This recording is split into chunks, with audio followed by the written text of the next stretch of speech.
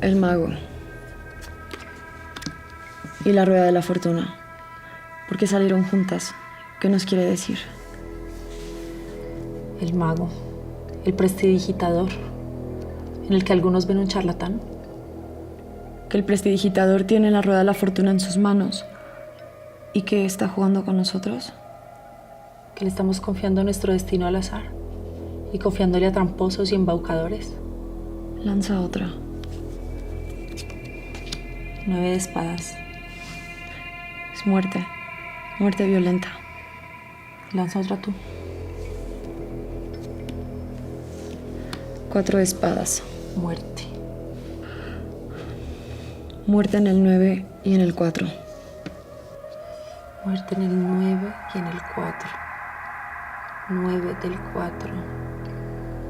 9 de abril. 9 de abril de 1948. El asesinato de Jorge Eliezer Gaitán. Os pedimos que cese la persecución de las autoridades.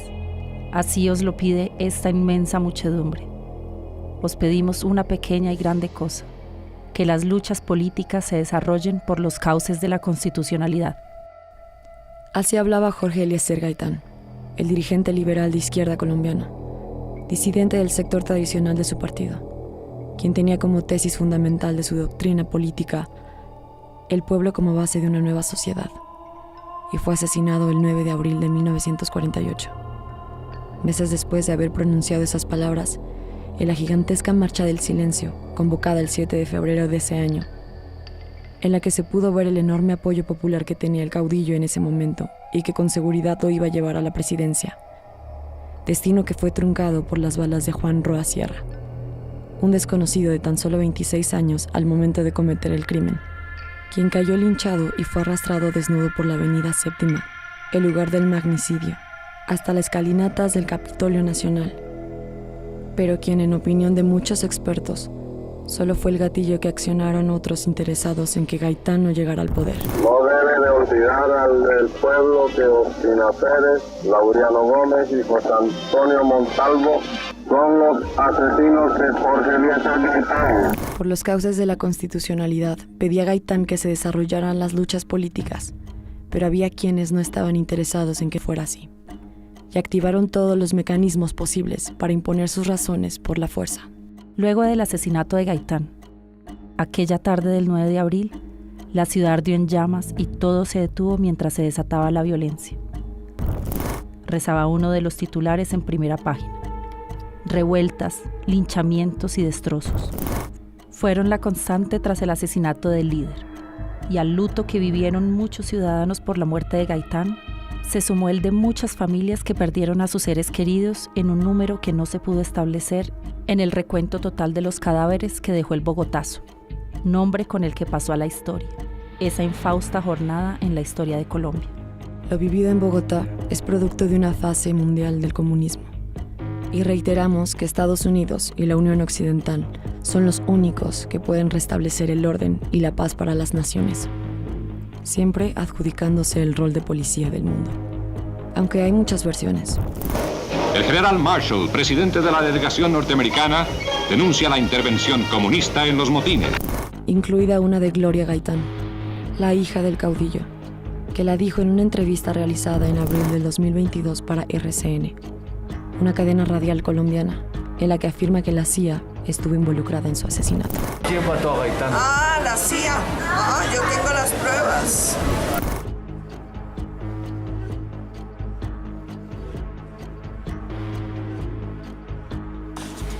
La normalidad volvió a los pocos días y el saldo del Bogotazo, según cifras oficiales, fue de aproximadamente 3.000 muertos. Pero en el resto del país, la violencia no cesó. Según el historiador Hernando Figueroa, bajo el mando de Alcides García, un miliciano y contrabandista de licor, y Enrique Figueroa, nieto de un coronel y exalcalde de Guavita, llegó a Bogotá un destacamento de hombres armados llamados chulavitas, apodados así porque surgieron de la vereda Chulavita, del pueblo de Boavita en el departamento de Boyacá. Los chulavitas fueron institucionalizados en 1948 por el gobierno conservador de ese momento y se regaron por todo el país, con lo que comenzó una sangrienta guerra que marcó el inicio de la violencia, que aún hoy sigue en Colombia. El mago entonces estaba operando como un diablo.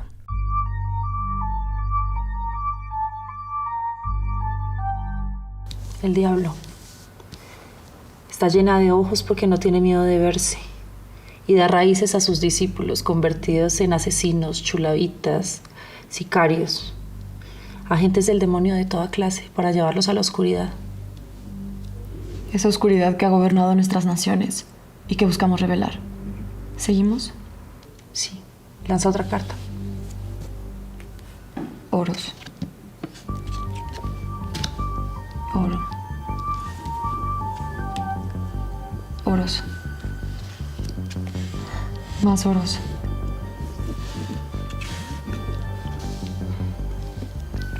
El mago ofrece el secreto del oro. ¿Qué quiere decir? No lo logró ver.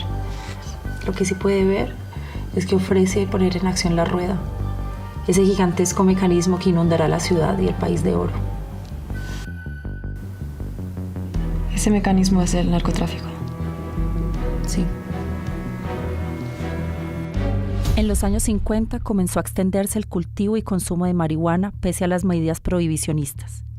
La demanda de los Estados Unidos disparó el narcotráfico en Colombia.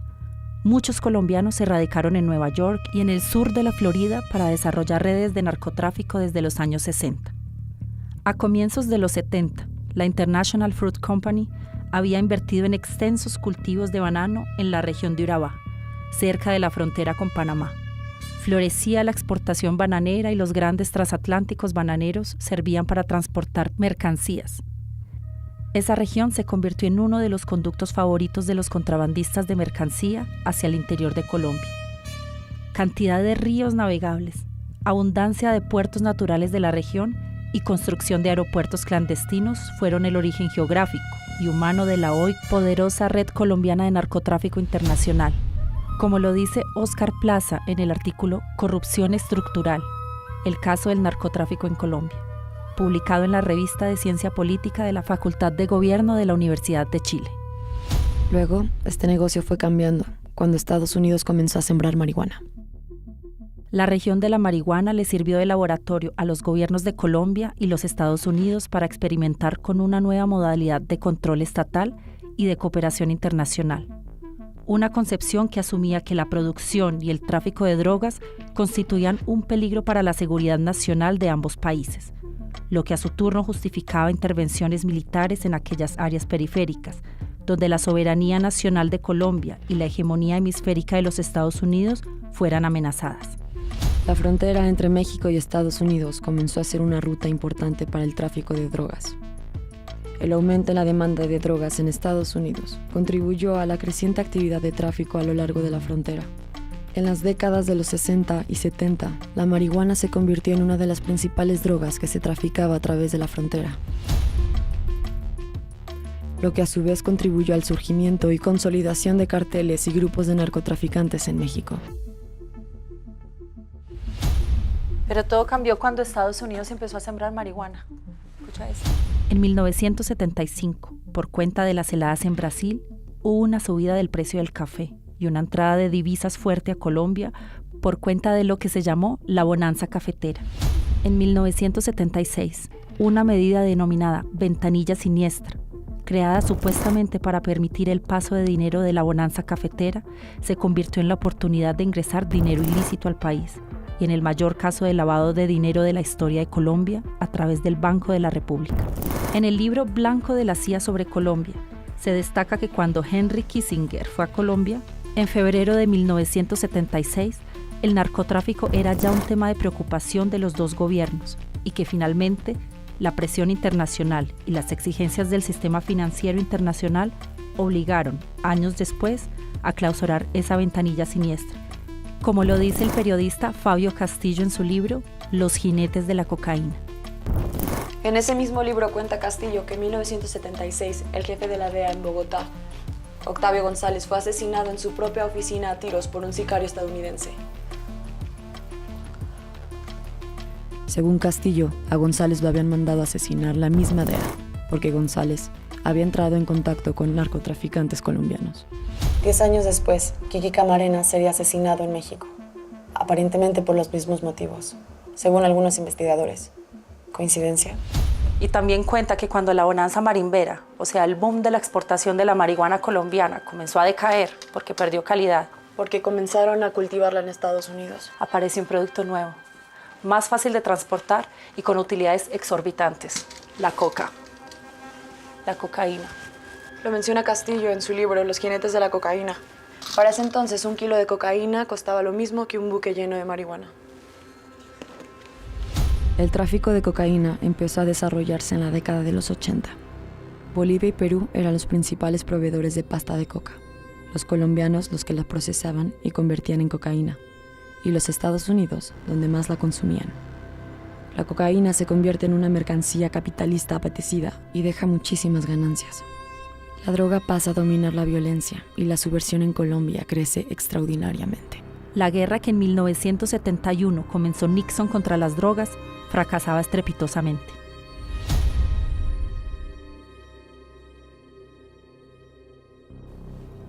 El mago, que como Mefistófeles vino a ofrecer el secreto del oro y puso en acción la rueda, ese mecanismo gigantesco que ayudó a invadir a la ciudad y el país de oro. Había cumplido su parte, ¿A cambio de qué?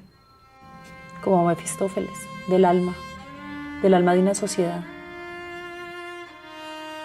¿Quién es el mago? Alguien que se cree con el poder absoluto, el que piensa que todo está en sus manos, alguien que se ubica a sí mismo como un rey, como un dios. ¿El emperador? Tal vez el sistema que nos condena a la ilegalidad y a llenarnos de gobernantes espurios. ¿Temes que el alma de nuestra sociedad caiga en manos del mago, el diablo? No, que por estos giros de la rueda de la fortuna que nos han convertido en una sociedad entregada al oro y que han hecho de nuestros países unos lugares donde solo impera la anomia, o sea, esa falta de normas en lo real, más que en la formalidad. Pues nuestro país formal está lleno de normas y el real de violencia. Y siendo así, temo que no vamos a tener un arma para entregar. La rueda de la fortuna. Su arcano es el 10. Por lo tanto, su complemento y contraparte es el 20. El juicio. Queremos oponerle el juicio. Sí, eso es lo que queremos hacer, devolverle el juicio a esta sociedad. Baraja.